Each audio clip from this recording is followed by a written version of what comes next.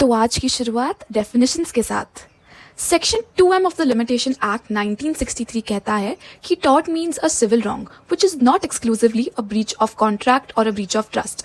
इस डेफिनेशन से हमें ये मालूम पड़ता है कि टॉर्ट एक सिविल रॉन्ग है, क्रिमिनल रॉन्ग नहीं, और टॉर्ट एक ब्रीच ऑफ कॉन्ट्रैक्ट या ब्रीच ऑफ ट्रस्ट भी नहीं है। और एक डेफिनेशन दी थी एक महान लॉ एक्सपर्ट सालमन ने। उन्होंने बताया था कि tort is a civil wrong for which the remedy is a common law action for unliquidated damages and which is not exclusively a breach of contract और ट्रस्ट और अदर म्योरली इक्विटेबल ऑब्लिगेशन। सुनकर बहुत complicated लगाना, but no यार, ये भी समझना बहुत ईजी है। वो बस यही कहना चाहते थे कि टॉर्ट एक सिविल रॉन्ग है, ब्रीच ऑफ कॉन्ट्रैक्ट नहीं है, ना ही वो एक ब्रीच ऑफ ट्रस्ट है। और उन्होंने एक और इम्पॉर्टेंट बात बताई कि टॉर्ट के अंदर तुम्हें कोर्ट में जो रेमेडी मिलेगी वो है अनलिक्विडेटेड डैमेजेस। आई नो बहुत कंफ्यूजिंग टर्म्स है, right? Civil wrong, breach of contract, breach of trust, unliquidated damages, ये सब होता क्या है? चलो एक एक करके समझते हैं हर एक टर्म का मीनिंग।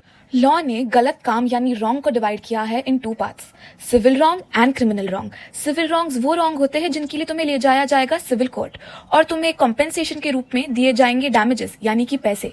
और क्रिमिनल रॉन्ग वो रॉन्ग है जिसके लिए तुम्हें ले जाएंगे क्रिमिनल कोर्ट और तुम्हें एज अ पनिशमेंट जेल में डाल देंगे, इम्प्रिजन कर देंगे, या फिर तुम्हें देना पड़ेगा कुछ फाइन।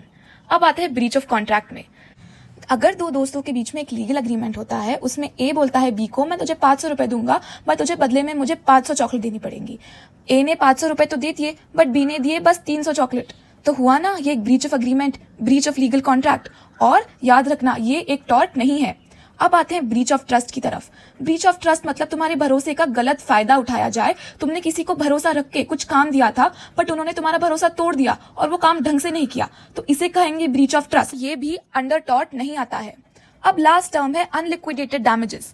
ये डैमेजेस वो होते हैं जो कोर्ट डिसाइड करता है according to the circumstances of the case. These are not pre decided by the parties. ऐसे डैमेजेस जो पार्टीज खुद से पहले ही फिक्स नहीं करती है, बट इनको फिक्स करता है कोर्ट, ये होते हैं अनलिक्विडेटेड डैमेजेस। तो हमने क्या सीखा? टॉर्ट है एक सिविल रॉन्ग, वो नहीं है एक ब्रीच ऑफ कॉन्ट्रैक्ट या ब्रीच ऑफ ट्रस्ट, और उसकी रेमेडी होती है अनलिक्विडेटेड डैमेजेस। Thank you.